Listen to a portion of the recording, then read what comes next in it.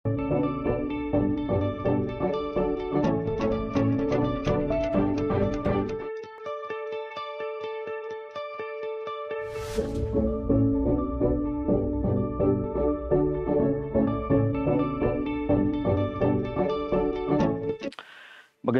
hapon po sa inyong lahat at welcome pong muli sa isa na namang edisyon ng Katribu Legal Diaries.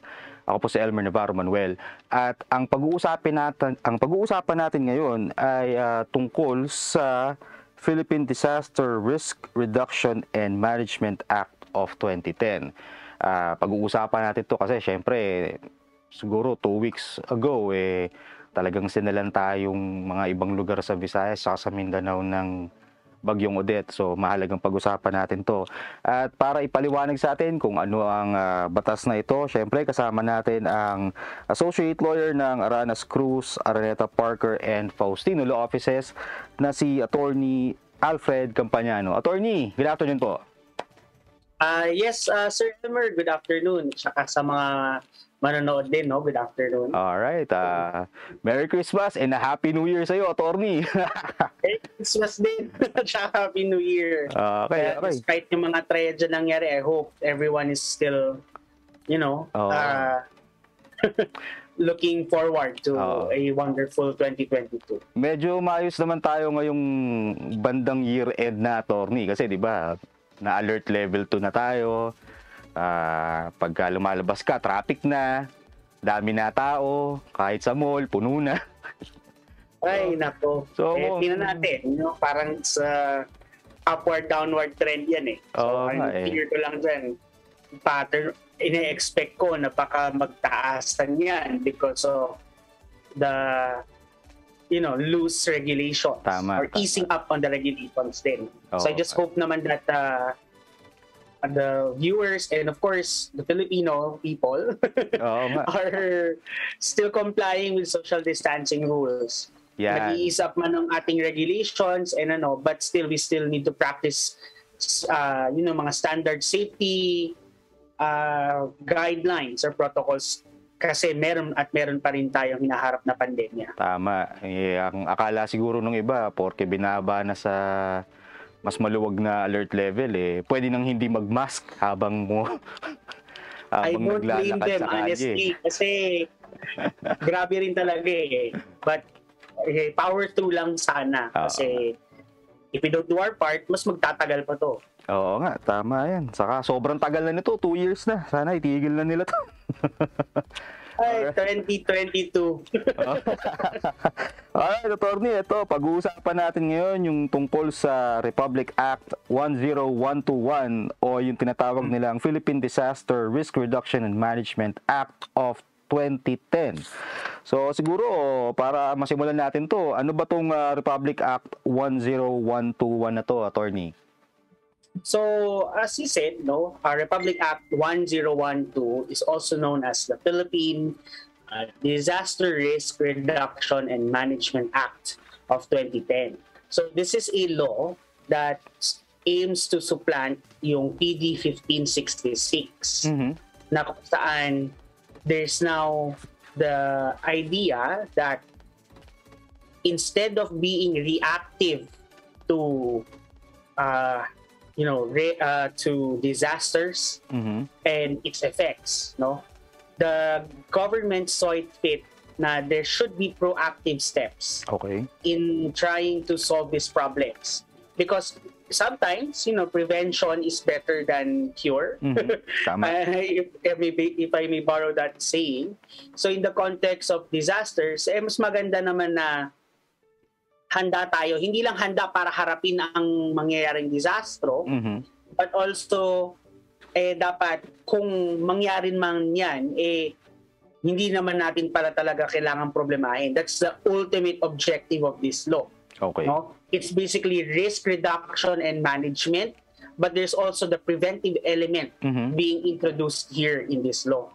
Na kung saan, if we plan enough, and we plan enough or we for example, yung ating municipal or city planning is focused on certain guidelines for risk reduction, then mas madaling harapin ang disasters Or baka naman when a calamity strikes, baka naman hindi pala talaga siya disastro, no? So baka mas madaling, baka naman hindi kayang, maging resilient ang isang komunidad pag dinamaan ng mga kalamidad na tulad ng mga bagyo, earthquake, or sunog. Okay, so basically, yan yung purpose nitong RA 10121 na talagang maging handa kapag merong dumating na mga sakuna o kalamidad. Pero kailangan din merong mga preventive measures na gagawin para masigurado na kahit ano man yung dumating dyan, meron agad na parang mabilis na response galing sa gobyerno. Okay, ano ba sabi dito? Paano daw dinidefine ang disaster risk reduction? Yeah. So, disaster risk reduction is the concept and practice of reducing disaster risks through systematic efforts to analyze and manage the causal factors. Pakadugo ng binabasa ko lang yung batas dito. The causal factors of disasters, including through reduced exposures to hazards, lessened vulnerability of people and property, and wise management of land and the environment, and improved preparedness of adverse events. So, in short, ang ibig sabihin ng disaster risk reduction is basically the implementation of policies. Okay. Na kung saan, 'di ba, the government is able to identify kung ano ang mga sanhi ng sakuna at mga kalamidad na ito at kung paano nila ipoposisyon yung sarili nila kung mangyari man ito. A very good example would be yung mga tinatawag na, I think alam to ng mga local government units na mga manonood, no? Yung tinatawag na comprehensive land use plan. Okay. 'Di ba? Na kung saan ang nangyayari dito is yung mga local government units, mga pabarangay, city, municipality, di ba parang may mga zoning ordinances yan na pinapasa? Or yung mga parang saan dito ang commercial, residential, etc. Ayan, tama. Oh. Through this comprehensive land use plan na nire-require, dito ina-identify na ng government na saan ba ang area na kung saan may fault line para maiwasan sana or hindi lagyan ng hindi magtaas ng congestion in city planning or municipal planning, or ina-identify nila kung saan ba may risk on landslide sa mga elevated cities such as Baguio, 'di ba? So iyan yung parang mga efforts na tinatawag systematic effort kasi inaaral tapos inuunti-unti yan ng gobyerno. A local government unit or the national government, as the case may be, inuunti-unti nila yan para just in case na di ba? Na just in case mangyari man or kunwari pumutok yung bulkan, alam nila kung saan ba dapat hindi dapat maglagay diyan ng mga tao, hindi gawing residential area iyan, yung mga ganong idea, no? So these are yung mga systematic efforts, not just at the time na nagkaroon na ng calamity. Okay, so parang ibig sabihin niya, attorney, kunwari nakatira malapit sa Taal. Yung Taal, meron tinatawag na radius na hanggang kung saan ka lang pwede. Pagka lumampas ka ron, talagang pagagalitan ka na. So, attorney... Tama, di ba? Hindi ka pwedeng maglagay. Huwag ka magtayo ng bahay doon, huwag ka magtayo ng commercial establishment doon. Magpapasa ng ordinansa ang local government unit. Para nga, hindi ba? Kasi ang nangyari, kapag hinayaan nilang magtayo yan dyan, biglang pumutok ang bulkan ng Taal. Diba? Automatic casualties agad yan, sigurado. Casualties agad yan. So that in itself is a preventive measure aimed by this law. Kasi inobliga ang local government units or ang gobyerno in this case na i-identify na saan ba yung mga risk, saan ang high risk factor kapag nagkaroon ng calamity or saan ba may low risk. So para doon nila ipoposisyon yung mga tao, doon nila ipoposisyon yung mga kagamitan nila, etc. So that's just one aspect of disaster risk reduction. Syempre, nandyan din yung idea ng coordination. Should the calamity already happen. Okay. So parang nakikita mo mas naging matalino dito ang government. Tinitignan nila parang prospectively na paano ba kung nangyari. Okay. Ang mentality is if this happens. Pero syempre, ang mangyayari dyan is pag nangyari, ang batas na ito sasabihin na, ito ang gagawin natin. Okay. Tapos, after na nangyari yan, paano tayo magre-recover? Mhm. So that's basically the idea of disaster risk reduction. No? The Okay. risk reduction, the risks, in identifying the risk before it happens, reducing the risk when it actually happens, and reducing the costs for recovery. Okay. Alright, so basically, attorney, yan yung mga parang pinaka-salient features nitong batas na to, nung RA 10121. So, parang binibigyan niya ng guide yung lahat ng levels ng pamahalaan mula barangay hanggang national, kung ano ang mga hakbang na gagawin nila pagkatapos or pag dumating, tapos pagkatapos nung sakuna. Alright, attorney, ito, may mga paglabag bang nangyayari dito sa RA 10121 na to? Kasi minsan, syempre, pagka hindi nasusunod yung, kunwari, ito na, lumindol na. Tapos yung local government, medyo parang wala lang. Yung mga gano'n, no?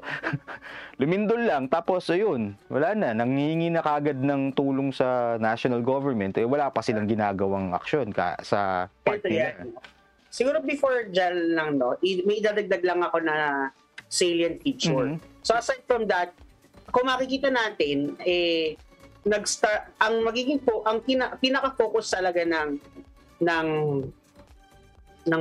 batas na ito, no, is yun nga, as I mentioned, prevention. Okay. But also, kung makikita natin, mas bumigat ang role ng local government units. Tama. And to me, it's appropriate. Kasi nga, technically, for example, paano mo naman, kami mga tiga-Baguio, may sariling, topography, sariling yung positioning ng mga roads, Tama. kung paano ang kanilang land use plan, kung paano ang zoning ordinances nila. Paano malalaman ng mga tao ng tiga-Malacanang? Oo nga. Diba? Mas familiar ang local government units. So that's the idea there. Now, that's one of the core features of this law. Na kung saan dinevolve or dinelegate yung risk reduction and management at the lowest level. So meaning, parang bottom up, hindi siya top down. Tama. Ng risk reduction sa. Now, to your question, no, what are the actions na mga pinagbabawal? May mga specific na in-enumerate dito ang batas. One is the dereliction of duties, Okay. which leads to the destruction of loss of lives, destruction of property, loss of lives, critical damage of facilities, and misuse of funds. So pag sabi ng dereliction of duties, this is basically negligence. Tama. Or hindi mo paggawa ng obligasyon mo. So that in itself is a criminal act. Especially if that dereliction of duty resulted to loss of lives. So para for example is a very typical example is hindi nakainom yung mga, sabihin natin, nakainom, naglasingan ang mga emergency response team. And ang nangyari dyan is, nung nangyari ang calamity, hindi sila nakapunta in time. That led to, Casualties. the victims' casualties. So yan ang criminal act na kina-contemplate natin dyan. Whether sa jaman or hindi, di ba?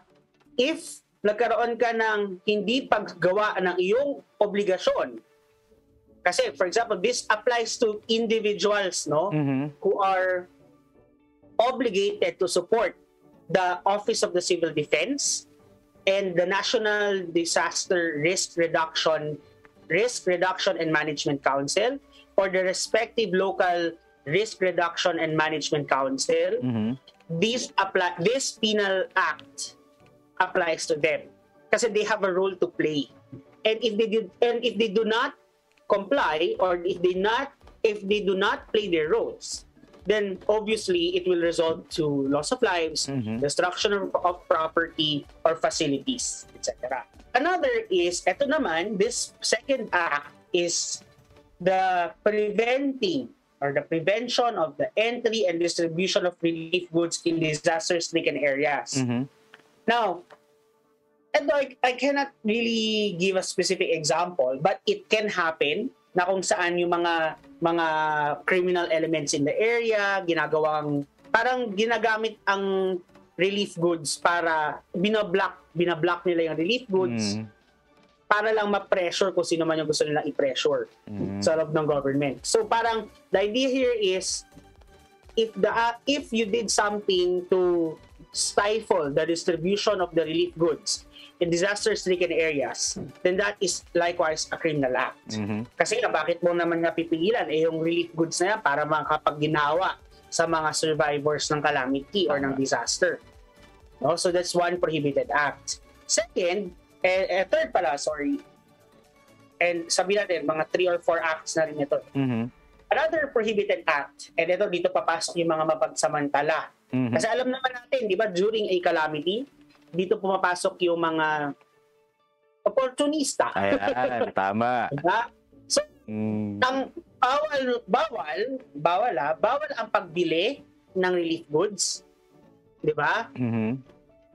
Para supposedly para kang retailer, no, gusto mong i-wholesale, bibili ka wholesale ng relief goods and then i-distribute mo yan. Because the relief goods supposedly is not even for sale. Tama. Second is, another form of buying na bawal is you're buying it from the recipient. Kunwari, ako nakatanggap ako ng relief goods. Ang ginagawa ko, binebenta ko. Diba? That in itself is prohibited. Okay. So consequently, kung bawal ang pagbibili, bawal din bumili. Benta. Diba? So yun yung isang that's another prohibited act. Second, of course, another one is yung forcibly seizing relief goods. Self-explanatory. Dali lang yan. Diverting or misdelivery of relief goods. So, yan yung parang dapat papunta kay barangay ganito. Kay barangay A. Pero nangyari, dinadivert mo. Para mas, dinadivert mo kasi tingin mo mas kinakailangan ni barangay B. Pero ang point dyan is, when relief goods are packed and distributed, naka-allocate yan eh. May allocation tayo tinatawag. So as much as you want to play Robin Hood in disaster scenarios, you should not. Because that's basically unfair on the part, for example, ni Barangay A. Kahit sabihin natin napaka-noble pa ng intention mo. Sa tingin mo, bakit puro kay A? Dapat may mas marami ang nangangailangan kay B. So that is a criminal act in itself. Another is yung accepting, possessing, using of relief goods, equipment, or aid not intended nor consigned to him or her. So basically, ginagamit mo yung equipment na hindi naman ikaw dapat ang gumagamit. Okay. Right? And then another is misrepresenting source of relief goods. Tamang-tama sa eleksyon. Tama. Diba? Misrepresenting the source of relief goods. Kasi, while we understand, at these scenarios, no? Na kung saan when disaster strikes, alam natin na people are vulnerable, people are at their lowest, and parang the first thing that people will look for is practical help. Tama. So, alam naman natin yan, kapag nangyari, tinapal ko yung mukha ko, kandidato ako dyan bigla. Pa? Ay, wow, bait naman ni Atty. Alfred for mayor na. Parang tama yan. Diba? So, yan yung parang dapat wag natin, that's also a form of, that's a prohibited act.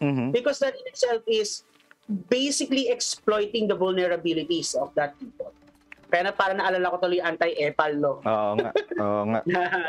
No? Next is, of course, substituting relief goods. Parang binibigyan ka ng jasmine rice, ang nakalagay nila ng hindi na jasmine rice. Yung binigay spam, tapos yung nakarating sa'yo, sardinas na lang. Parang gano'n. Sardinas na lang. Yeah. Diba?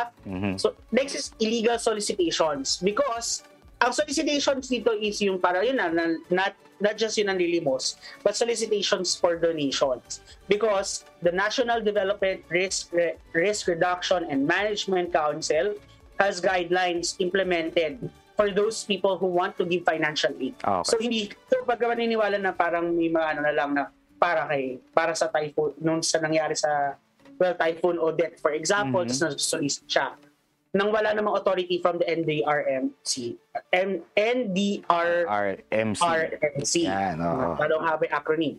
Next is yung deliberate use of false data. Ito yung sinasabi nyo kanina, Sir Elmer. No? Na for example, ako ang barangay. Diba? Barangay captain, for example, ako ng barangay A kanina. Diba? Kaya pala nagrereklamo si barangay B kasi ang ginagawa ko pala sinasabi ko na ganitong kadami ang tauhan, ang pamilya dito, halos puro matatanda. So parang nangyari, na-factor in siya sa allocation. Kaya pala ako binibigyan si barangay A ng mas maraming goods. Kasi mas marami palang mas matatanda or aged na yung aking barangay. Only to find out na hindi naman pala totoo. So yung pagano. Lastly is yung tampering with or stealing hazard monitoring and disaster preparedness equipment and paraphernalia. So yung pag nagnakaw ka ng yung inflatable boats, yung mga walkie-talkie, or any other technologies used for during this disaster risk, yung mga yung mga ano tawag doon yung electricity generator. Tama. Yan. Diba? So yan, parang kasi yan ginagamit yan ng mga taong nagpo-provide ng relief or ng assistance. So if you steal these things or if you tamper with these things and affects its performance, then obviously the overall efficiency and effectivity of the relief team will likewise suffer. That's why it's prohibited. Okay. So yun lang naman so far ang naalala ko, nabasa ko sa 101-1. Tama. Ayan. Alright, ang dami pala niyan, attorney. Pero magbe-break muna tayo saglit. Huwag kayong aalis at babalik pong muli ang Kalingang Katribu Legal Diaries. Boto Moto Halalan 2022, The Daily Tribune Special Coverage.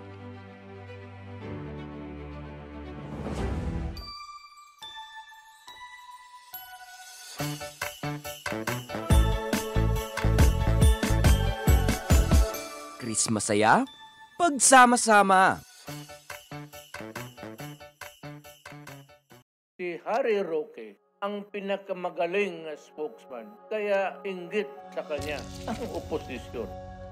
Tama lang na ipinaglaban ko ang balik trabaho para bumalik ang kita ng mga nagtatrabaho at naghahanap buhay. Hindi pwedeng magutom ang pamilya.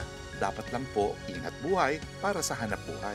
Basta trabaho, kita at hanap buhay ang nakataya. Nasa harap niyo po ako. Ibigay natin ang tudong suporta kay Harry. Magandang araw mga katribu! Narito na ang mga makakasama nyo tuwing umaga sa programang Gising Na. Roy Pelovelo, Compi Manalo, Atty. Lia Badillo Crisostomo, Vernon Velasco, Kim Sancha at Jerk Balagtas. Abangan ang programang Gising Na mula alas 8 hanggang alas 9 ng umaga sa Facebook page ng Daily Tribune. Ilabas na ang mainit na kape at samahan kami sa inyong pag-almusal, mga katribo. Sama-sama natin alamin ang mga natatagong istorya sa mga latest na kaganapan sa loob at labas ng bansa. Simulan natin ang bawat umaga with good vibes sa mga informative and recreational segments ng aming programa. Maaari niyo rin ibahagi sa amin ang inyong opinion via Daily Tribune Facebook page at Tribune Now sa YouTube. Makichika na rin sa latest showbiz happenings, mga katribo. Kaya naman, magkita-kita po tayo mula Lunes hanggang Biyernes, alas 8 hanggang alas 9 ng umaga at magsama-sama po tayo sa Gising Na! Mapalutong bahay man o sumptuous meal for special occasions, sagot na kayo ng tropang Kalanpag. Dahil atid sa inyo ng Daily Tribune ang fun and exciting cooking show na Kalanpag, manood at matuto kung paano lutuin ang mga favorite nyong recipes. Sabayan pa ng fun and inspiring na kwentuhan sa kusina. I-upgrade na rin natin ang mga nakasanayang traditional dish ng pamilya. Plus, healthy tipid tips na ibabahagi ng tropang Kalanpag. Matuto, mabusog, at ma-good vibes dito lang sa Kalanpag. Tuwing Lunes, 10:30 a.m. sa Daily Tribune Facebook page at Tribune Now on YouTube. Botomoto Halalan 2022, the Daily Tribune special coverage.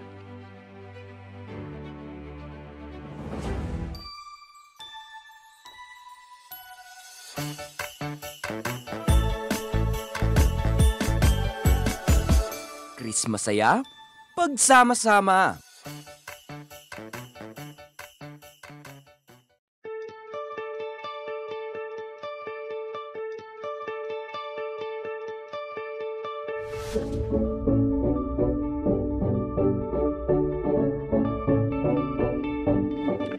Nagbabalik po muli ang Kalingang Katribu Legal Diaries at syempre kasama pa rin natin si Atty. Alfred Campañano.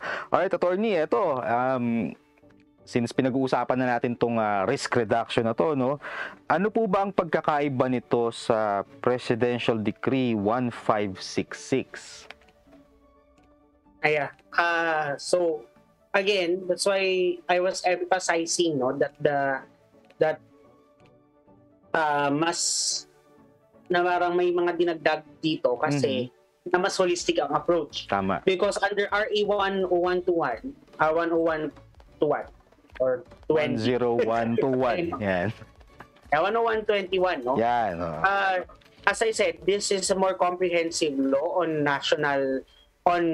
risk reduction and management, because hindi lang ang focus niya is, as to focus, so let's answer this like a law student. As to focus, PD 1566 deals with coordinating during the calamity itself. No? Yan ang kanyang pinaka-focus niya. Kaya may mga National Coordinating Council ka, and then you have your barangay coordinating council, your regional coordinating council, but the operative word there is coordination. Okay. So the focus or emphasis of PD 1566 is quite reactive, to say frankly. But for RA 10121, ang focus niyan would not only be coordination, so in-expand niya yan, but also looks at risk reduction and management. So they focused on how can we mitigate the risk should a disaster strike a specific area, or should disaster strike the country. Not only that, so meron silang preventive, meron silang reactive, and then meron din silang post-recovery. Kasi yun yung talaga tinitingnan din nila, na how will we assist calamity-stricken areas in recovering as much as possible and as soon as possible. So that's the first difference. Now, the second difference is yung framework niya. As to framework, pag tinitingnan natin dito is, while both emphasize the role of the local government unit in disaster coordination, mas makikita natin dito that there is a bigger role already on the part of the local government unit, as opposed to sa PD 1566. Under PD 1566, makikita natin dyan that mostly top-down ang pagbigay ng instructions. Top-down ang pagkaroon ng coordinating framework during disasters. As opposed to RA 10121, na kung saan bottom-up, as I mentioned before. Wala na ang Barangay Coordinating Council, meron na silang tinatawag na Local Risk ang haba na acronym. Local Risk Reduction and Management Council. LDR. And then meron kang regional level. So kung makikita mo dyan, under RA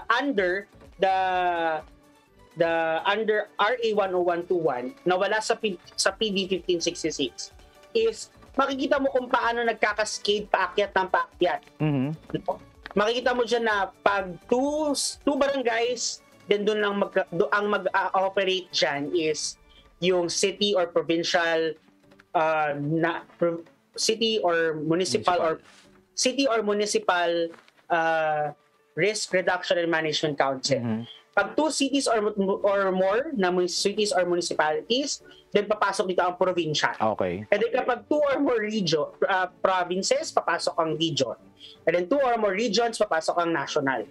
That kind of framework does not appear in PD 1566 as part of the law. So baka most likely nasa IRR na yan. So mas naging clear pa sa 10121. Ano ba bang pwedeng maging difference? I think yun lang naman, no? Okay. And lastly is the creation of the Office of the Civil Defense. Yan, tama. As to the governing bodies. Sa PD 1566, you only have your coordinating councils at each level of governance. While in 10121,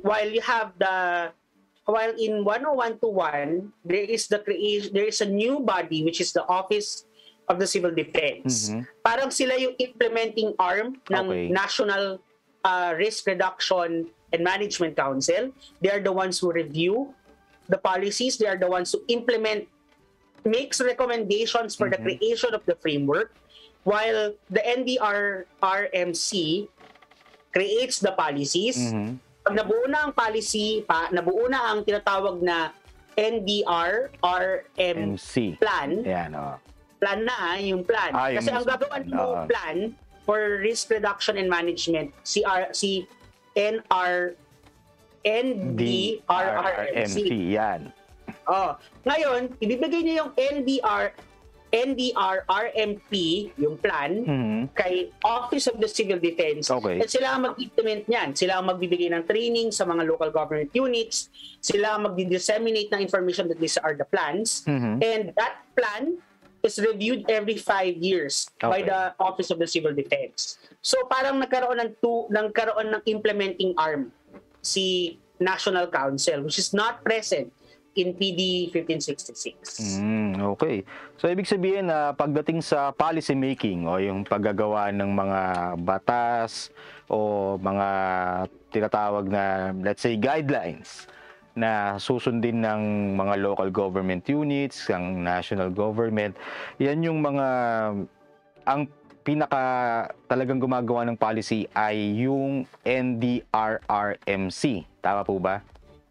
Yes. Okay, alright. Tapos ang taga-implement is yung Office of the Civil Defense. Alright. Ito, attorney, since ito nga, di ba, nangyari nga yung sa Odette, napakarami rin talagang nadali nung bagyo na yan, yung puro usually mga infrastructure sa mga pananim. Kasama din ba rito sa RA 10121 yung rehabilitation o yung pagtulong sa mga nasalanta kung paano sila babangon? Kasali ba rito yung or kasama ba yung provision na yan dito sa RA 10121? If I'm not mistaken, there's a provision in the law, no? Regarding yung recovery.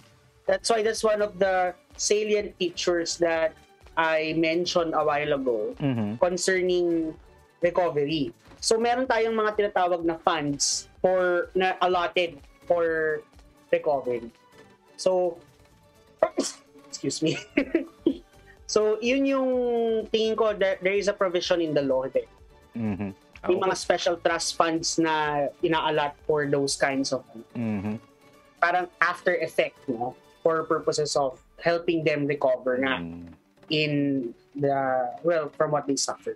Kasama ba rito, attorney, yung pag-declare ng state of calamity? Kasi usually, yun yung ginagamit nila na para mabilis lumabas yung pondo eh.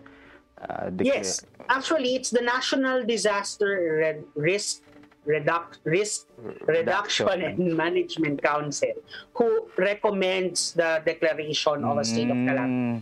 Okay. So nire-recommend niya yan sa President, and then the President will also declare that state of calamity.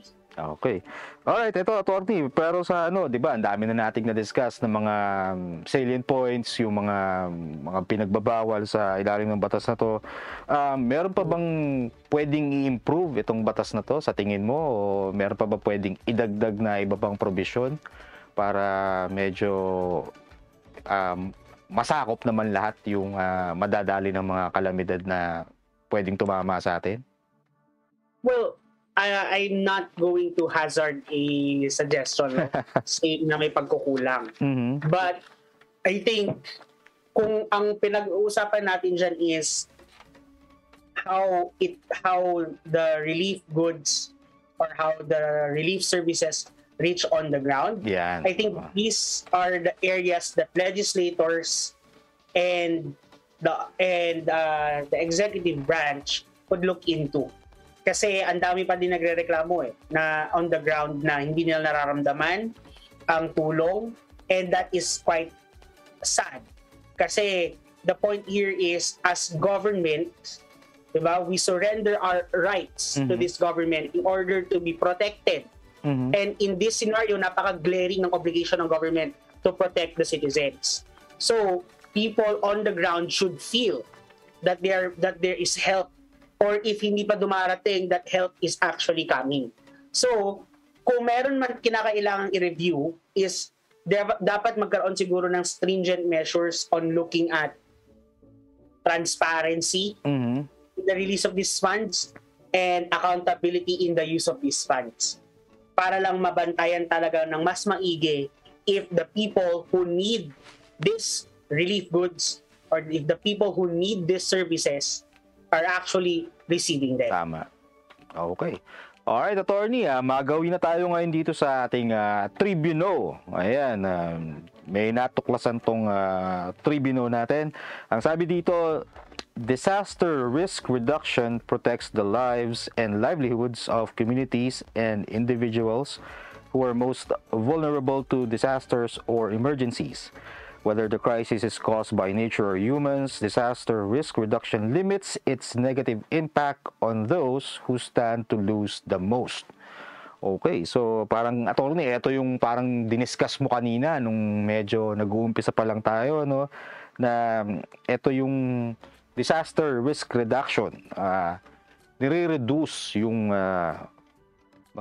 adverse effects ng kalamidad, maging parang man-made man ito, yung mga tama yung sinasabi nyo kanina na ang daming nakikitang naglalabasang relief goods sa TV, pinapakita, ito, nire-repack to, tapos yung mga nakakapanood, walang dumarating. So talagang medyo masakit nga sa loob yun, lalo na kung talagang kailangan nyo ng ganun, yung wala na kayong bahay, hindi nyo alam kung saan kayo kukuha ng pambili ng pagkain. So tama yung ano nyo dyan, attorney? Anong masasabi nyo dyan? Well, ayun, I think very self-explanatory naman yung Tribune, no? The idea here is risk reduction is important because in times of calamity, the people who stand to suffer the most or who stand to lose the most are often those people who do not have the financial resources to withstand that calamity. Alam naman natin, for example, nung nagkaroon ng ganyang mga hindi naman yung mga at the risk of sounding na nag-ano ako ng revolusyon, hindi naman. Pero kung makikita mo naman, hindi naman yung mga mayayaman ng madalas na problema dyan. Tama. Kundi yung mga mahihirap. Diba? So, so nakikita natin sa screen. Diba? It's the people, yung mga shanty lang ang bahay, or nakatira lang sa kubo. Yan yung mga sectors actually who stand to lose the most. Because more often than not, their livelihood is intrinsically intertwined with their way of living. Tama. So, the point of risk reduction is to, as much as possible, not only be prepared when it happens, but to actually to help these people whose livelihood, to help these people to position themselves in that community wherein should a disaster strike, hindi mas manageable ang consequences sa kanila. That's why that's why I was emphasizing yung comprehensive land use plan. Because that is the best example of risk reduction. Because zoning ordinances of local government units are the best ways, is one of the best ways, no, for the government to be preventive. Because by analyzing and studying yung yung variables such as yung how many people are living in that area, what is their what are their livelihood, what is by studying the topography of that lot or that land, the government is able to position people away from risks rather than position them at its center. Tama. So, yan yung pinaka golden rule ng risk reduction and management, is that even before disaster happens, calculated na, if not stop, ang consequences. Tama. Or consequences or impact, negative impact. And if calculated na ang costs, once disaster happens, government can easily manage and help people who are in need. Okay. Alright, Attorney, maraming salamat sa pagbabahagi ng inyong kaalaman kaugnay dito sa RA 10121.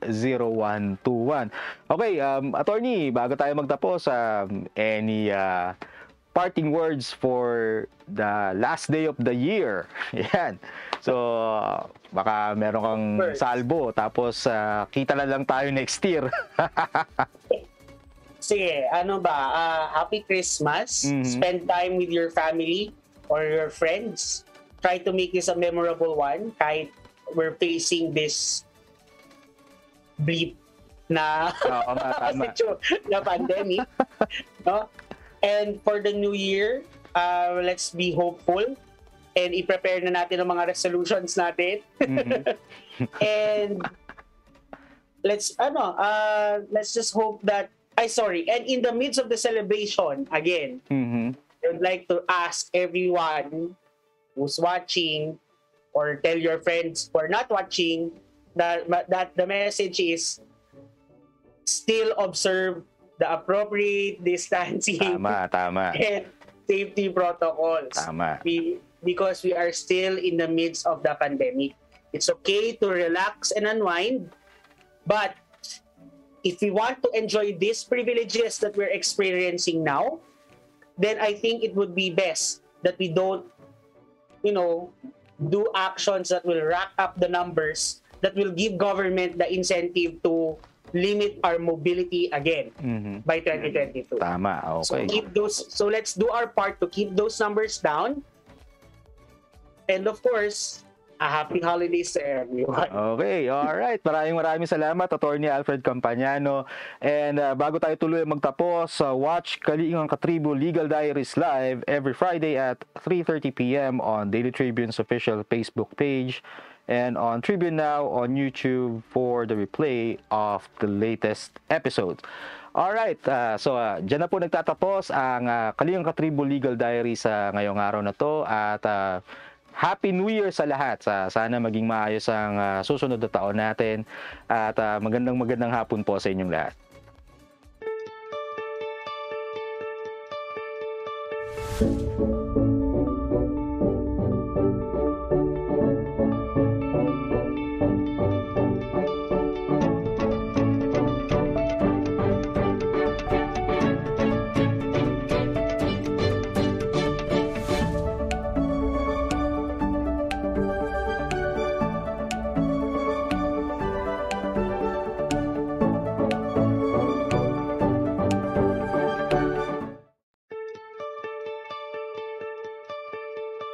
Thank you.